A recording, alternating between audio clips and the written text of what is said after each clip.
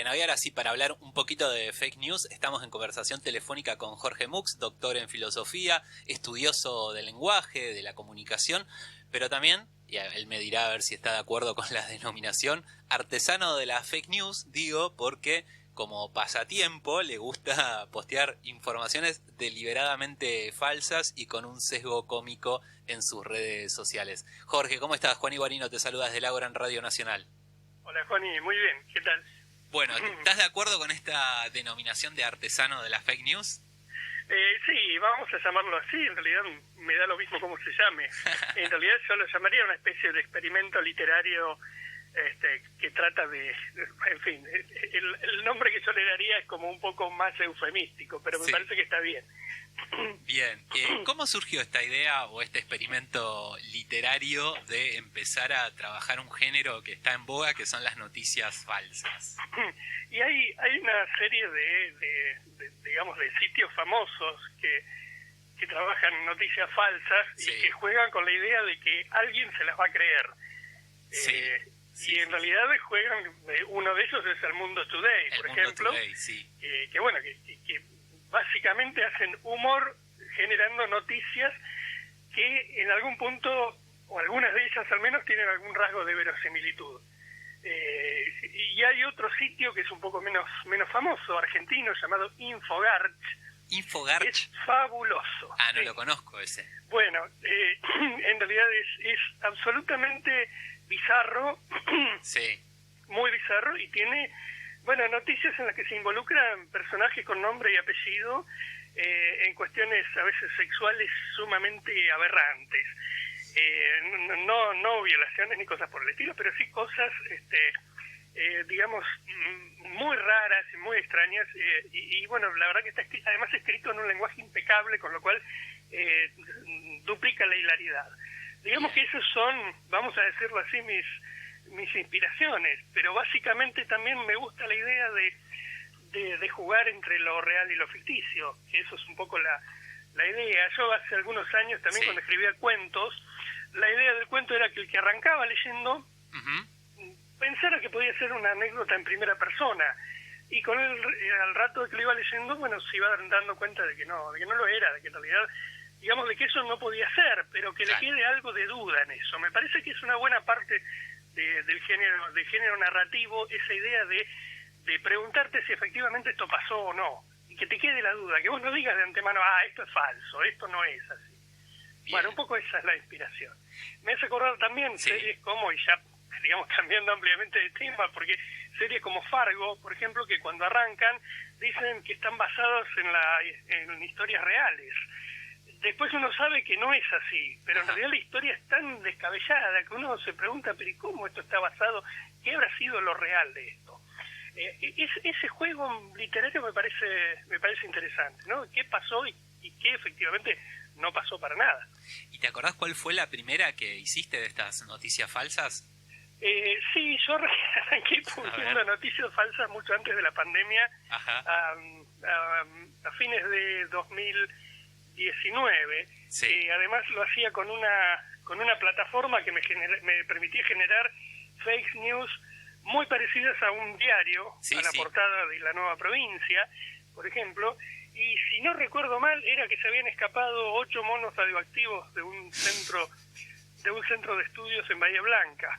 Estaban todos focalizadas en la ciudad de Bahía Blanca en ese momento, y mucha gente se las creyó, o por lo menos pareció que se las hubieran creído, ¿no? Por las preguntas que hacían. Digamos, vos esto lo publicabas en tu muro personal y había gente que lo compartía como si fuera realmente una noticia preocupante pero verídica.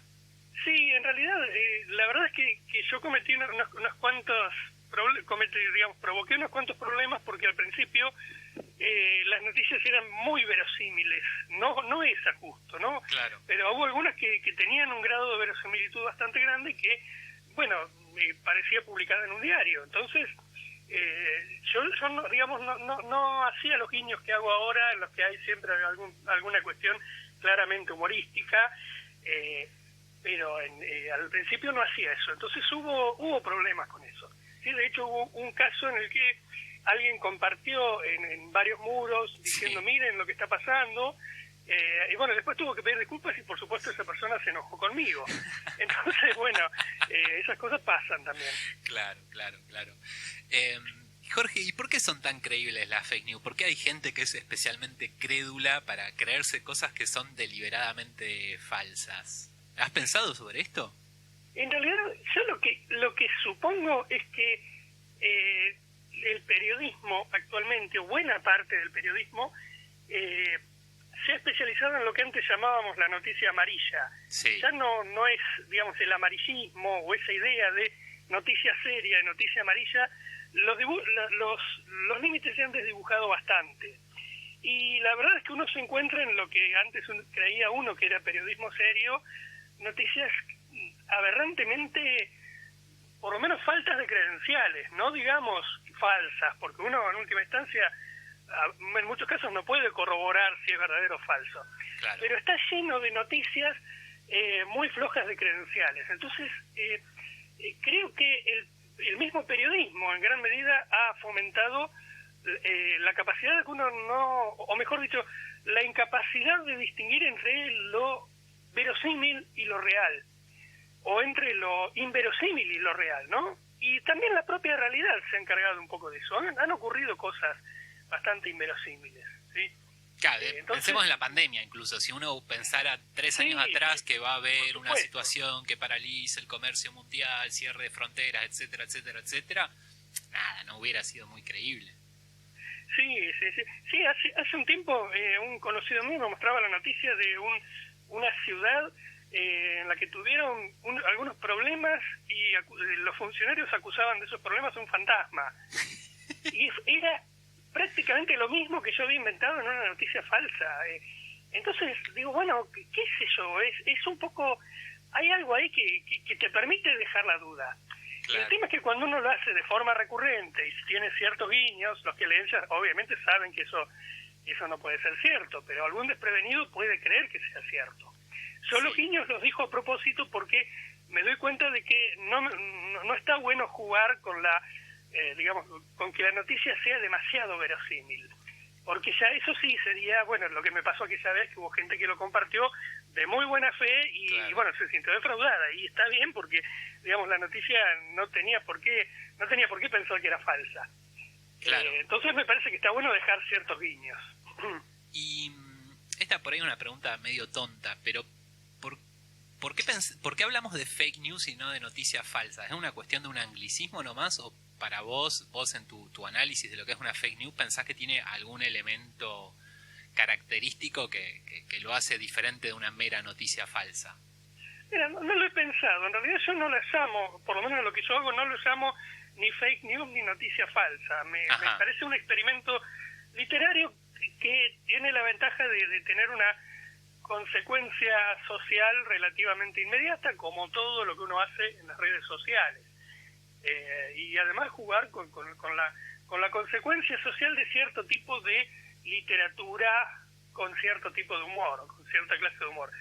De todas maneras, me parece que yendo a lo que es una fake news, una noticia falsa, diría que es un anglicismo. No sé si hay alguna distinción muy clara ahí.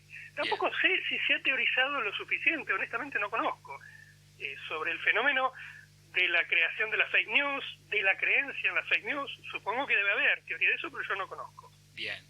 Y yendo a vos como consumidor de noticias, ¿recordás alguna noticia falsa o fake news que te hayas creído? O alguna noticia que aún siendo verdadera quizá te haya parecido súper disparatada, inverosímil, increíble, hablando de este juego entre la verdad, verosimilitud, la falsedad. Bueno, yo me acuerdo una noticia de El Mundo Today, de la primera vez que yo veía El Mundo Today, que es el portal de noticias falsas, uno de los portales de noticias falsas españoles, en donde hablaban de la muerte de Osama Bin Laden.